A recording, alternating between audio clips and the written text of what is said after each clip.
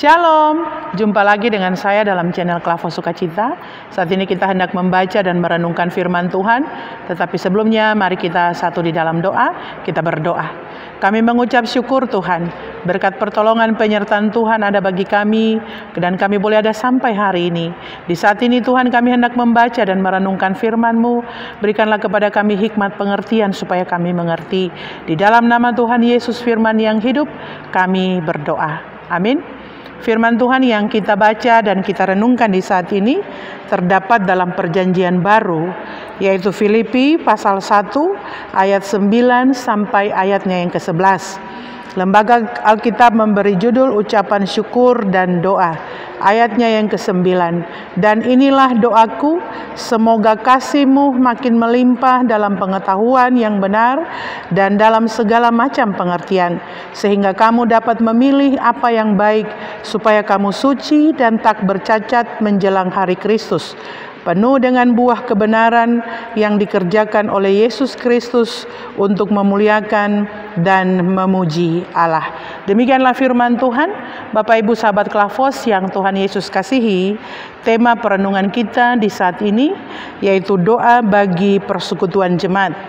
Firman Tuhan yang kita baca tadi merupakan doa dari Paulus kepada jemaat-jemaat yang ditujukan lewat surat yang diberikan, yaitu bagi jemaat yang ada di Filipi. Dan di dalam doa ada harapan yang dinaikkan atau disampaikan Paulus kepada jemaat-jemaat itu. Nah, semua kita pastinya di dalam doa ada harapan yang kita naikkan kepada Tuhan. Nah, begitu pula dalam doa Paulus ini, dalam doa ini ada hal yang dia harapkan. Ada harapan dari Paulus di dalam doa ini yang dia tujukan kepada jemaat yang ada di Filipi, yaitu di mana Paulus mengharapkan, dalam doanya dia mengharapkan agar mereka hidup dalam kasih yang melimpah. Tetapi juga bagian ini mengingatkan kepada kita bahwa betapa pentingnya kita saling mendoakan, di mana bukan hanya hamba Tuhan yang berdoa kepada umatnya, tetapi juga ada doa dari umat kepada hambanya. Nah, dalam doa Paulus ini, dia mengharapkan agar jemaatnya atau umat Tuhan hidup dalam kasih yang melimpah. Di dalam doa ini harapan Paulus bukan hanya kasih yang sedikit, tetapi dikatakan Paulus mengharapkan jemaat Tuhan untuk hidup dalam kasih yang melimpah. Melimpah berarti kasih yang tidak terbatas, kasih yang tidak dibatasi. Tetapi melimpah berarti kalau misalnya diibaratkan air yang kita taruh tuang di gelas. Kalau melimpah berarti sampai tak buang-buang. Berarti kasih yang tidak pernah habis dan tidak pernah dibatasi oleh apapun.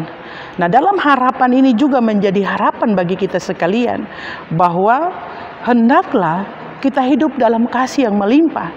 Bapak Ibu sahabat Klavos yang Tuhan Yesus kasihi, berbicara tentang kasih yang melimpah itu juga mengingatkan kepada kita sebagai umat Tuhan, sebagai orang Kristen di zaman ini, menghadapi masa yang sukar di saat ini, bagaimana kita juga mau saling mengasihi, bukan hanya mengasihi sesama kita, tetapi bagaimana kita mengasihi Tuhan dan dibuktikan dengan perbuatan kita setiap hari kepada sesama, kepada orang yang ada dekat dengan kita.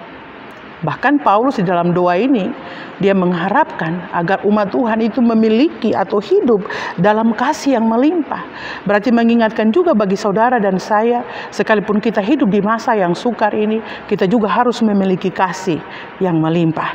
Bapak Ibu sahabat Klavos yang Tuhan Yesus kasihi, tetapi juga dalam harapan Paulus dalam doanya, dia mengingatkan dan menginginkan bahwa umat Tuhan ketika hidup dalam kasih yang melimpah, maka mereka juga dimintakan agar tidak bercacat menjelang hari Kristus.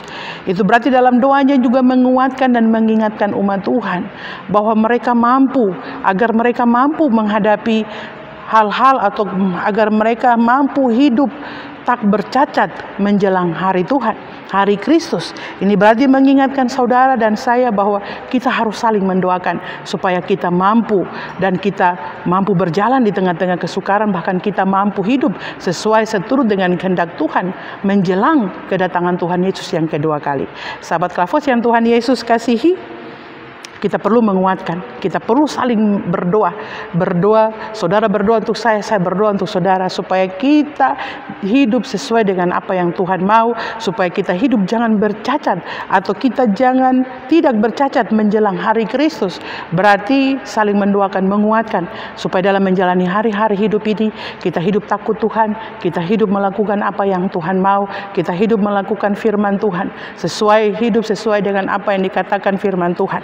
Sehingga ketika menjelang hari Kristus itu, didapati kita tidak hidup bercacat dan bernoda di hadapan Tuhan.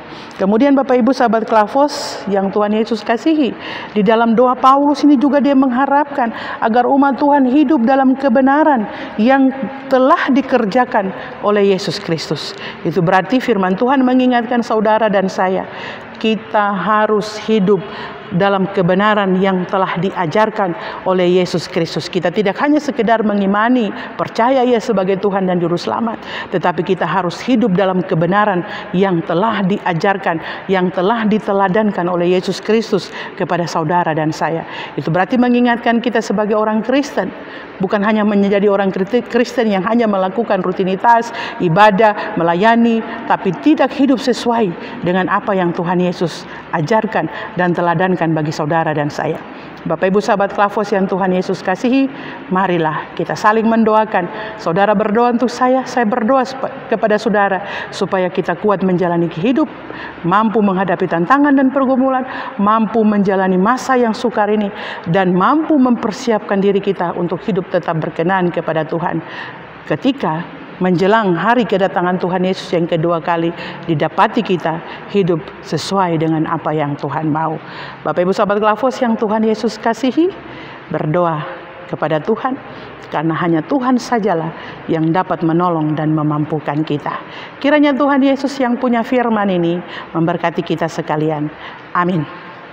Mari kita satu di dalam doa, kita berdoa.